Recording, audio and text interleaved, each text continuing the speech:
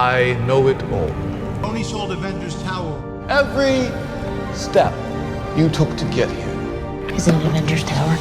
No. Tony sold that a few years ago. I paved the road. You just walked down it. What's up, everybody? It's Josh. I've got a juicy and nerdy video for you today. What if I told you that I believe Kang the Conqueror is actually the person that bought Avengers Tower from Tony Stark? Wait, you're moving? Who's moving? Yeah, don't you watch the news? And this all has to do with the newly discovered Easter egg from the Hawkeye show that teased out the Kang Dynasty before we even knew that the Kang Dynasty was going to be the next Avengers film. So check this out right here. Here's the Easter egg. Let's break this down first, then we'll get into the speculation of why this is so cool. So right here, for the watch that was, of course, being sold from Avengers Compound in auction, it's this big catalyst and plot point of the Hawkeye show. Verschwinde nach mehr auf dem Gelände? You mean the Rolex? Genau. But it is referred to as lot number 268 from Avengers Compound. Well, Avengers number 268, as fate would have it, is the first issue of the Kang Dynasty storyline. And I also think the fact that the item itself is a watch, and this has to do with time, is another addition to this Easter egg. I definitely think this was done on purpose. And as Marvel fans, we've been wondering for some time who could have bought Avengers Tower. It's even referenced in the Hawkeye show that Tony sold Avengers Tower and it's no longer Avengers Tower. Now I need to talk about some of the rumors for Ant-Man Quantumania, some of the things that happened in the Kang Dynasty comic book storyline, and why I think Kang might be the new owner of Avengers Tower.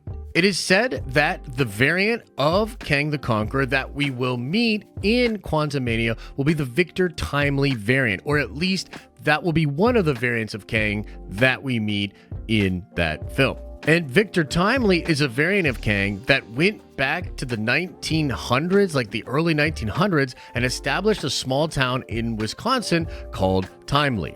And from there, he even becomes the mayor of that town, becomes a very wealthy businessman that influences research that eventually leads to the first Human Torch and other crazy things that go on in Marvel Comics past. And I mean, that rumor is well established. It's coming from the newest plot leaks. It really does seem like Victor Timely will play a role in Quantumania. And that's just bizarre to me because it might show that after the events of Loki, Kang, or perhaps even He Who Remains, went back into the sacred timeline to hide and also build plans to be ready for the coming Multiversal War. Because he even says in that scene in Loki that his other variants are coming. You kill me and destroy all this, and you don't just have one devil, you have an infinite amount.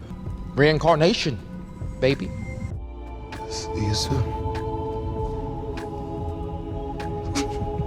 And the really crazy part of this is that in the Kang Dynasty storyline, this is when Kang shows up in the present with this massive and crazy army, and he tells the people of Earth that they have to surrender and allow him to rule Earth, or he's just going to conquer it. And the first part of the Kang Dynasty story is just a bunch of villains being emboldened by the state of the Earth after they're all scrambling to figure out what to do when fighting against Kang. Kang eventually does show up himself. He devastates New York and actually becomes the ruler of Earth. Like the UN and a lot of different countries just surrender over control of Earth to Kang.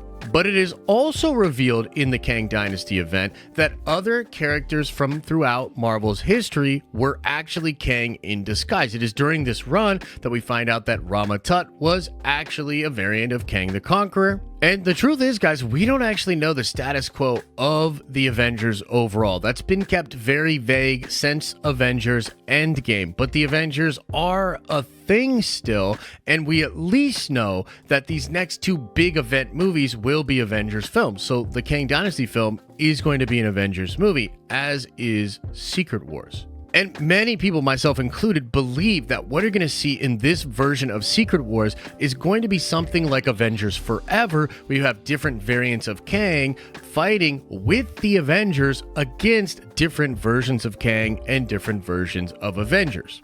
And so it is possible that even if it's Victor Timely or a character that we've never heard of or a character we're familiar with that ends up buying Avengers Tower, that during the events of the Kang Dynasty, it may be revealed that that was actually just a variant of Kang.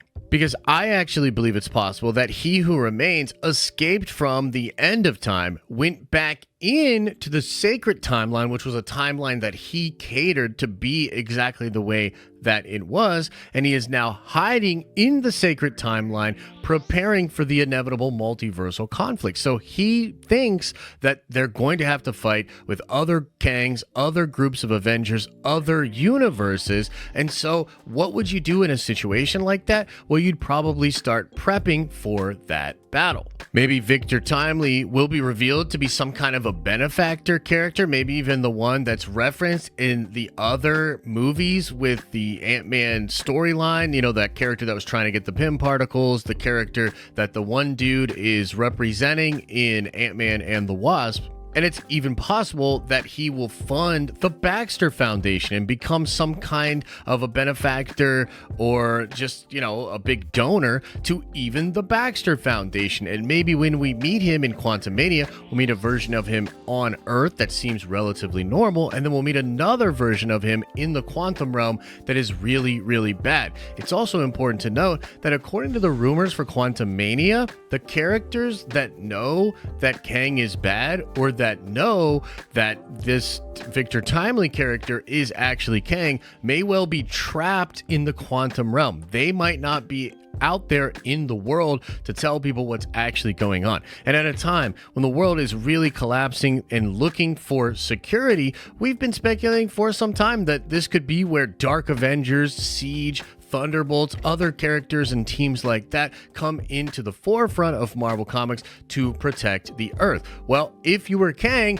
and you were trying to set up the Avengers for this inevitable war, wouldn't you want Avengers Tower to be secured? Wouldn't you want to have that ready to go when you needed to call on this group of Avengers, bring them all there, explain the actual deal, and then lead them into battle against other variants of Avengers and other variants of yourself as Kang the Conqueror? And if you think about it, this matches up with a lot of what Feige and company have said about Jonathan Majors' Kang the Conqueror and him coming to the MCU. They talked about how he's totally different than Thanos. The fact that there will be many different versions of him all fighting and in the mix for the future of the MCU. And that's totally Kang. Like, Kang's story and his variants and everything is so convoluted that at one point Kang doesn't even remember which version of him is actually the prime version of him. So therefore he has a lot of trouble killing other versions of himself because he feels like he might be killing his past self.